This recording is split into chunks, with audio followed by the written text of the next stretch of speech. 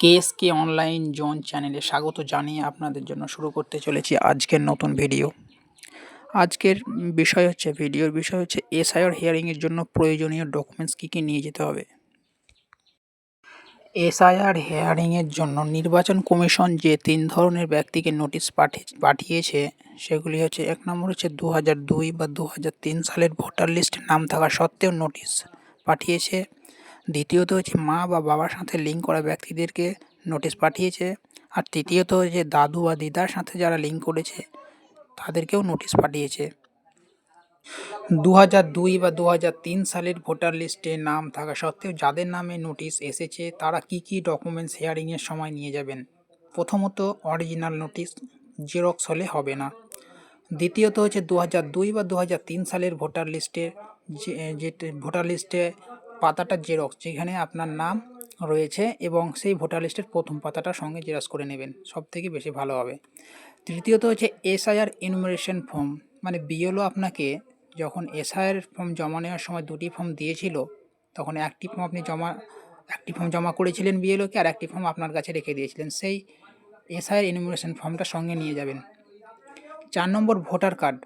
আপনার যদি নতুন ভোটার কার্ড পেয়ে থাকেন তো নতুন নিয়ে যাবেন, এবং আপনার যদি পুরনো ভোটার কার্ড যদি থাকে তো সেই পুরনো ভোটার কার্ডটাও সঙ্গে নিয়ে যাবেন।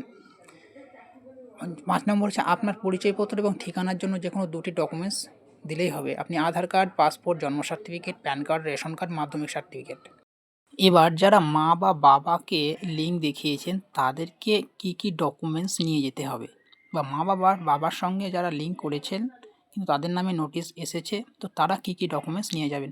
তো প্রথমত নিয়ে যাবেন, ১ নম্বর হচ্ছে অরিজিনাল নোটিশ, জেরক্স হলে হবে না।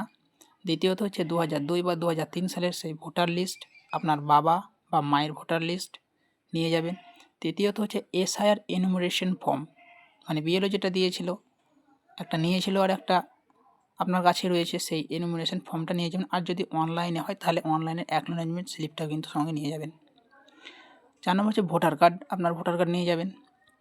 ৫ নম্বর হচ্ছে আপনার পরিচয়পত্র এবং ঠিকানার জন্য যে কোনো দুটি ডকুমেন্টস নিয়ে যাবেন। আধার কার্ড, পাসপোর্ট, জন্ম certificate, pan card, ration card, মাধ্যমিক সার্টিফিকেট, যে কোনো দুটি নিয়ে যাবেন, তাহলেই যথেষ্ট। ৬ নম্বর, দেখুন আপনার বাবার ভোটার কার্ড এবং আধার কার্ড আর প্যান কার্ড বা রেশন কার্ড যদি থাকে তো নিয়ে যাবেন, তো আধার আর ভোটার নিয়ে যাবেন।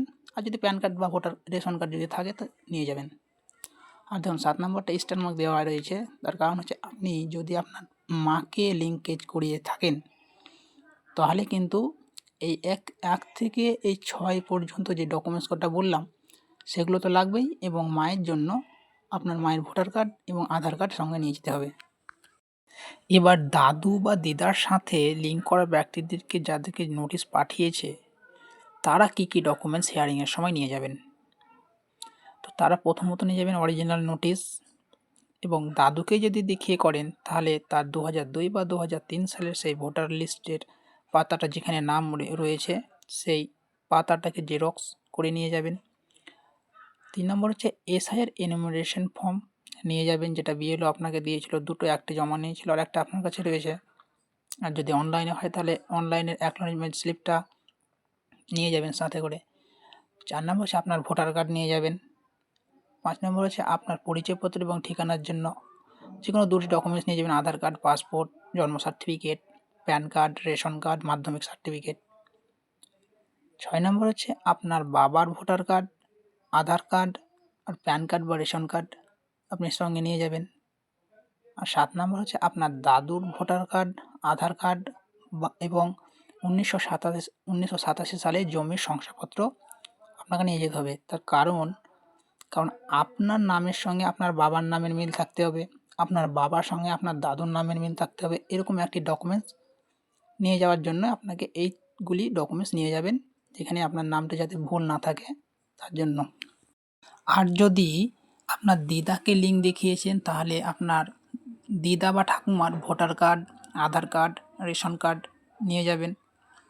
আর এই যে ১ থেকে ৭ নম্বর যে ডকুমেন্টসগুলো আগে বললাম এগুলো তো সব নিয়ে যাবেন, তার সাথে আপনার দাদিমা বা ঠাকুমার ভোটার কার্ড, আধার কার্ড, রেশন কার্ড সঙ্গে নিয়ে যাবেন, তাহলেই আপনার হিয়ারিং সম্পন্ন হবে।